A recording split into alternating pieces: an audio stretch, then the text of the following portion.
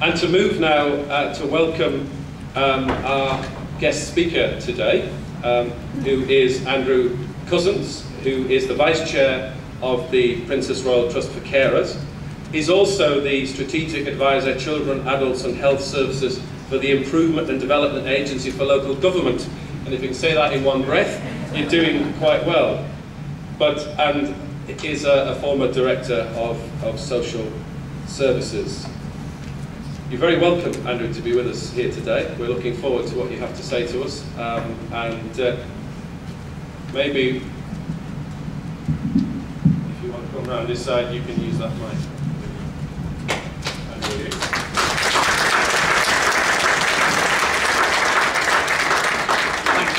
Thanks very much, Brian. Mayoress, ladies and gentlemen, especially carers, thank you very much for inviting me. It's a great privilege. Elsa reminded me I was here in, we think in 2003 or 2004, talking to a conference with Sunderland and other carer centres. But it is very nice to be back. I support a team that plays in red and white, but unfortunately it's Southampton. But as there's no serious danger unless they do continue to do really well as Southampton playing Sunderland, I'm probably on safe ground here. I certainly don't support Newcastle. I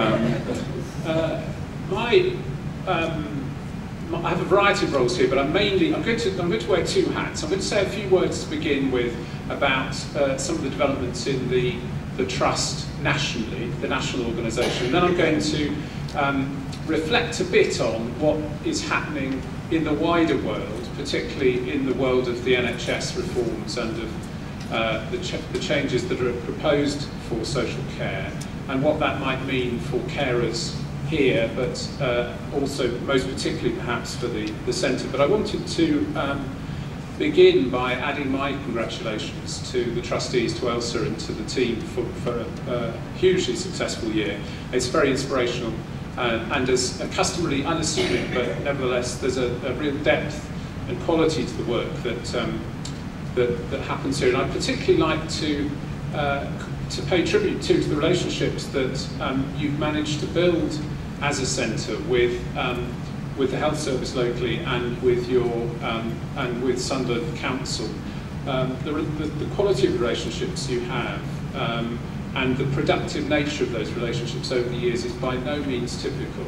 And to have such strong support from both quarters, with all the ups and downs that both the chairman hinted at, but nevertheless true, is a pretty good and unique combination of events. I know this because I look at the picture across all our network of carer centres, and I know it's not always the case elsewhere, and I will return to that later. But I just want to begin with a few words about the Trust nationally. The Princess Royal Trust for Carers is an umbrella organisation that exists to promote and develop the idea of carer centres, and Sunderland's been a very significant part of the Trust work nationally and regionally. And I'd like to take this opportunity to thank Elsa personally for the work she's done regionally and nationally. Both, she puts an awful lot of energy into it, but she's also something of a conscience for carer centres, which I think is a very valuable contribution.